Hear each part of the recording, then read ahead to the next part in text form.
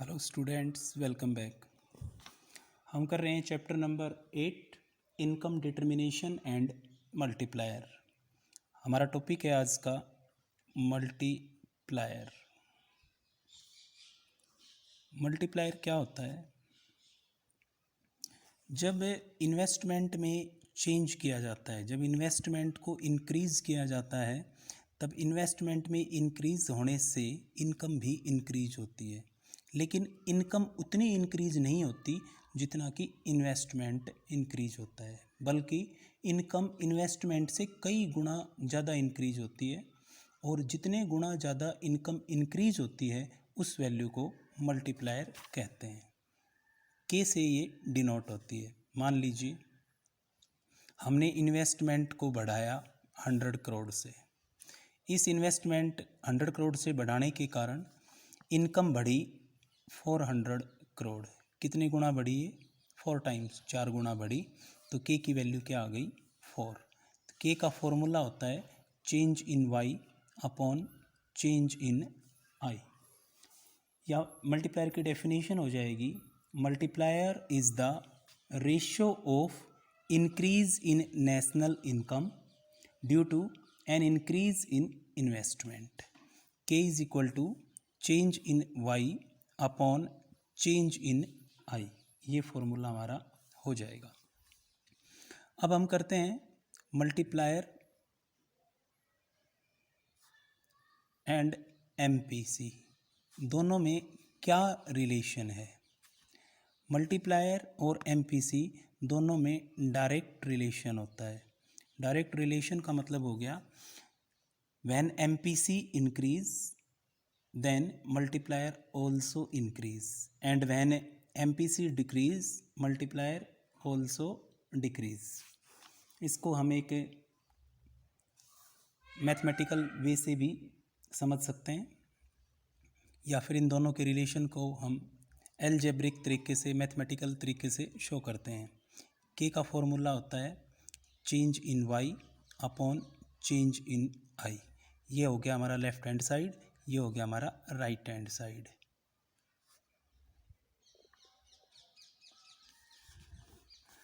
अब देखिए, change in y equal होता है change in c plus change in i के, या फिर चेंज इन y माइनस इसको इधर ले आए, change in c is equal to आ गया चेंज इन i। ठीक है। अब यहाँ पर हमने वैल्यू पुट कर दी, चेंज इन आई की जगह हमने लिख दिया है change in Y minus change in C. Right hand side में न्यूमरेटर और डिनोमिनेटर दोनों को हमने क्या कर दिया? चेंज इन वाई से डिवाइड कर दिया। Divide by change in Y, क्या रिजल्ट आएगा? K is equal to change in Y upon change in Y. Numerator divide हो गया, ये डिनोमिनेटर है हमारा, इसको भी हमने चेंज इन वाई से डिवाइड कर दिया। चेंज इन वाई से चेंज इन वाई कैंसिल हो गया और यहाँ रिजल्ट आ गया 1। इसको हमने ऐसे लिख दिया क्योंकि ये एलसीएम है, दोनों के नीचे लिख सकते हैं इसको हम लाइक दिस। के इज इक्वल टू आया 1 अपॉन, यहाँ फिर ये कैंसिल हो गया 1। Change in C upon change in Y किसका फॉर्मूला होता है? एमपीसी का। तो के का ये मैथमेटिकल रिलेशन आ गया एमपीसी के साथ। के का एक फॉर्मूला ये था, के का दूसरा फॉर्मूला ये हो गया, और के का तीसरा फॉर्मूला क्या हो गया? 1 अपॉन 1 माइनस एमपीसी का मतलब होता है एमपीएस। ये के का तीसरा फॉर्मूला हो गया। ये एमपीएस क्यों होता है? Because MPC plus MPS is equal to होता है 1, और एमपीएस की हम वैल्यू निकालें तो ये होता है 1 माइनस एमपीसी, इसलिए 1 माइनस एमपीसी की जगह हमने क्या लिख दिया है? एमपीएस। तो के को फाइंड करने के 3 फॉर्मूले हो गए, change in Y upon change in I, K is equal to 1 upon 1 minus MPC, और K is equal to 1 upon MPS. K और एमपीसी में क्या रिलेशन होता है? डायरेक्ट रिलेशन होता है, जब MPC की वैल्यू बढ़ती है तो K की वैल्यू भी बढ़ेगी, जब MPC की वैल्यू घटती है तो K की वैल्यू भी घट जाएगी। इसके बाद में हम करते हैं वर्किंग ऑफ मल्टीप्लायर।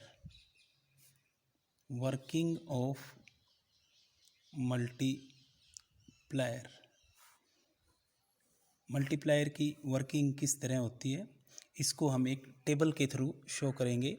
इस टेबल में हमने ये मान लिया है MPC की वैल्यू है 0.75।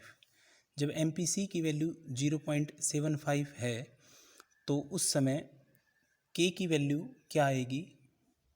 K इज इक्वल टू होता है 1/1 माइनस MPC। 1 MPC की value 0.75, K is equal to आ गया 1/0.25। इसको हम लिख सकते हैं 1 अपॉन पॉइंट को रिमूव करेंगे तो 100 ऊपर चले जाएंगे और K का रिजल्ट आएगा K इज इक्वल टू 4। यानी कि अगर हम इन्वेस्टमेंट को 100 करोड़ से बढ़ाएं तो चेंज इन Y आएगा 400 करोड़। इसका ये मतलब हो गया है। अब इसकी वर्किंग को हम एक टेबल के थ्रू करते हैं। टेबल में राउंड लेते हैं। ये टेबल इस अजम्पशन पर बनाई जा रही है कि MPC की वैल्यू है वो 0.75 है। इसमें हमने राउंड लिए, round 1, round 2, round 3, round 4, round 5, round 6, round 7, round 8 और यहाँ ले लिया है हमने टोटल। यहाँ हमने ले लिया है चेंज इन I। हमने मान लिया है कि हमने इन्वेस्टमेंट को शुरू में बढ़ाया है कितना, 100 करोड़ से। MPC की वैल्यू हमने कितनी अज्यूम कर रखी है 0.75, K की वैल्यू कितनी आएगी 4 और change in Y total value आएगी हमारे पास कितनी 400 करोड़। ठीक है, यहाँ पर चेंज इन C और यहाँ पर ले लेते हैं हम चेंज इन S। अब इकोनॉमिक्स का नियम होता है, ये रूल होता है, the expenditure of one person is the income of another person. जब ये शुरू में इन्वेस्टमेंट किए गए हैं 100 करोड़, जब ये खर्च हुए तो ये किसी न किसी की इनकम को जनरेट कर देंगे।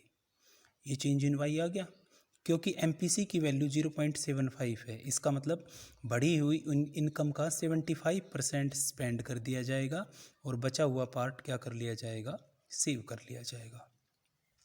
अब जो बढ़ी हुई इनकम का जो पार्ट खर्च किया है वो वापस से सेकंड राउंड में किसी दूसरे आदमी की इनकम को जनरेट कर देगा। इस बढ़ी हुई इनकम में से फिर से 75% 75% ये पैसा कंज्यूम कर लिया जाएगा और बचा हुआ पैसा सेव कर लिया जाएगा। जब ये पैसा कंज्यूम किया गया तो थर्ड राउंड में ये फिर से किसी न किसी की इनकम जनरेट करेगा। जिसकी इनकम जनरेट करेगा वो इस इनकम का 75% हिस्सा खर्च कर देगा और बचा हुआ सेव कर लेगा। फोर्थ राउंड में ये फिर से किसी की इनकम बढ़ेगा और यहाँ आ जाएगा, फिर फिफ्थ राउंड में यहाँ आएगा। इस तरह से ये प्रोसेस चलता रहेगा और कब तक चलता रहेगा, जब तक कि चेंज इन वाई 400 करोड़ ना हो जाए। 400 करोड़ ही क्यों होगी, क्योंकि के की वैल्यू कितनी है 4। के इज इक्वल टू होता है change in Y upon change in I. अब क्योंकि के की वैल्यू 4 है, चेंज इन वाई अगर हम निकालें, चेंज इन आई कितना आएगा, कितना लिया है हमने शुरू में 100 करोड़, तो ये कितनी वैल्यू आएगी 400 करोड़। तो इस तरह से मल्टीप्लायर है वो वर्क करता है। ये इसके रिलेशन होते हैं। इसके बाद में आता है डायग्रामेटिक प्रेजेंटेशन मल्टीप्लायर का। मल्टीप्लायर को हम किस तरह से शो करते हैं, मान लीजिए ये है OX एक्सिस और OY एक्सिस। OX एक्सिस पर हमने शो किया है इनकम, आउटपुट एंड एम्प्लॉयमेंट को, और OY एक्सिस पर हम शो कर रहे हैं AD को। ये हमारी हो गई इनकम लाइन, 45 डिग्री के एंगल पे होती है। हम इस चैप्टर में भी हमने पढ़ा है और लास्ट चैप्टर में भी पढ़ा है हमने। YAS हो गई, ये हमारा हो गया demand curve, aggregate demand curve, जो कि रिजल्ट होता है C प्लस आई का, जहाँ AD और AS एक दूसरे को इंटरसेक्ट करते हैं, उस पॉइंट पर होता है इक्विलिब्रियम। यानी कि यहाँ पर इनकम कितनी हो गई हमारी, OY जितनी है। अब मल्टीप्लायर को हम इससे स्टडी कर रहे हैं। मल्टीप्लायर को स्टडी करते हैं तो मल्टीप्लायर क्या होता है, जब इन्वेस्टमेंट को इंक्रीज़ किया जाए, यानी कि जब चेंज इन आई पॉजिटिव हो, जब हम इन्वेस्टमेंट को बढ़ाएं, मान लीजिए C और I की वैल्यू है 400 करोड़ दोनों की मिलाकर, अब हम 100 करोड़ से इन्वेस्टमेंट को बढ़ा रहे हैं। इन्वेस्टमेंट को बढ़ाएंगे तो AD की वैल्यू बढ़ेगी, क्योंकि I चेंज हो रहा है। उस कंडीशन में AD की वैल्यू बढ़ेगी तो AD कर्व अपने से ऊपर शिफ्ट हो जाएगा, AD 1 हो गया है। अब इसने इंटरसेक्ट किया है, पहले किया था पॉइंट E पर, अब कर रहा है ये पॉइंट E1 पर AS कर्व को। ये आ गई नई इनकम। इनकम कितनी बढ़ी, यहाँ से लेकर यहाँ तक, और इन्वेस्टमेंट बढ़ाया है हमने यहाँ से लेकर यहाँ तक। इतना इन्वेस्टमेंट बढ़ाने के कारण इनकम इतनी बढ़ी है। जितने गुना ये बढ़ी है उस वैल्यू को मल्टीप्लायर कहा जाता है। ये हो गया डायग्रामेटिक प्रेजेंटेशन मल्टीप्लायर का। अब मल्टीप्लायर है वो बोथ साइड वर्क करता है। बोथ साइड वर्क करने का मतलब हो गया, जब हम इन्वेस्टमेंट को बढ़ाते हैं तब इनकम भी बढ़ती है, लेकिन जब हम इन्वेस्टमेंट को घटाएंगे तो उसके कारण इनकम भी घटेगी। जब पॉजिटिव वे में जाते हैं तो इसको बोलते हैं हम forward action of multiplier. Positive way का मतलब हो गया इन्वेस्टमेंट के बढ़ने से इनकम बढ़े, तो पॉजिटिव वे है ये, तो इसको बोलते हैं फॉरवर्ड एक्शन ऑफ मल्टीप्लायर। लेकिन जब हम इन्वेस्टमेंट को घटाते हैं तो इनकम घटती है, उसको बोलते हैं बैकवर्ड एक्शन ऑफ मल्टीप्लायर। ये जो डायग्राम है ये फॉरवर्ड एक्शन है। यहाँ पर क्या हुआ है, इन्वेस्टमेंट बढ़ा है तो AD ऊपर की तरफ शिफ्ट हुआ है। अगर घटे तो क्या रिजल्ट आएगा, ये हो गया हमारा AS या फिर Y, ये हो गया हमारा demand curve AD aggregate demand curve, जो कि रिजल्ट है किसका, C प्लस आई का। ये हमारा हो गया इक्विलिब्रियम पॉइंट, और ये हो गई हमारी इनकम जो जनरेट हो रही है वो। OX एक्सिस OY एक्सिस ये हमने ले लिया है। OX एक्सिस पर हमने एग्रीगेट डिमांड को शो किया है, OY एक्सिस पर हमने इनकम, आउटपुट और एम्प्लॉयमेंट को शो किया है। अब देखिए, अब अगर हम इन्वेस्टमेंट को घटाएं, इन्वेस्टमेंट को घटाने से AD है वो नीचे की तरफ शिफ्ट होगी, लाइक दिस। AD 2 इंटरसेक्ट कर रही है इस पॉइंट पर, ये आ गया नया इक्विलिब्रियम पॉइंट, और ये आ गई नई इनकम। इनकम पहले थी OY, अब हो गई है OY2, यानी कि इनकम घट गई है इतनी, Y2 Y जितनी। ये आया चेंज इन इनकम। इन्वेस्टमेंट कम करने के कारण ये आ गया हमारा चेंज इन आई। इतना इन्वेस्टमेंट जब हमने कम किया तो इनकम इतनी कम हुई। जितने गुना ये कम हुई है वो वैल्यू क्या हो जाएगी, मल्टीप्लायर की वैल्यू हो गई। तो इन्वेस्टमेंट अगर बढ़ाते हैं तो मल्टीप्लायर है वो मल्टीप्लायर, इन्वेस्टमेंट बढ़ाएंगे तो इनकम बढ़ेगी, मल्टीप्लायर की वैल्यू बढ़ जाएगी। इन्वेस्टमेंट घटाएंगे तो क्या होगा, इनकम भी घटेगी। जितने गुना ये घटेगी वो क्या हो जाएगा, मल्टीप्लायर हो जाएगा। तो मल्टीप्लायर बोथ साइड वर्क करता है। अगर इन्वेस्टमेंट बढ़ता है तो इसको बोलते हैं फॉरवर्ड एक्शन ऑफ मल्टीप्लायर, और इन्वेस्टमेंट घटाते हैं जिसके कारण इनकम घटती है तो इसको बोलते हैं हम backward action of multiplier.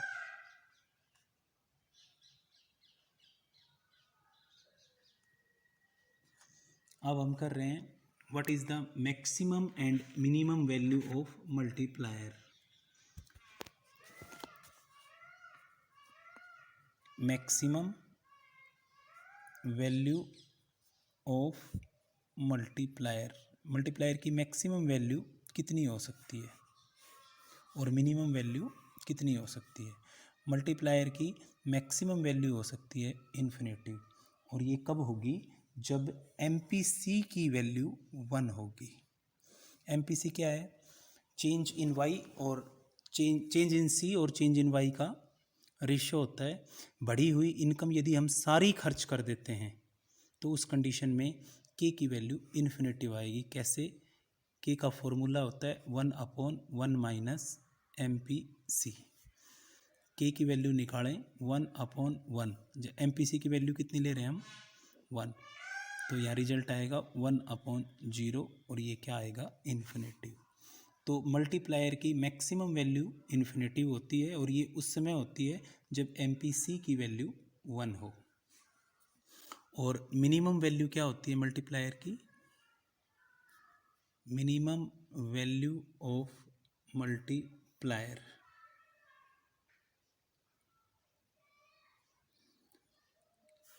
Minimum value of multiplier के की होती है 1।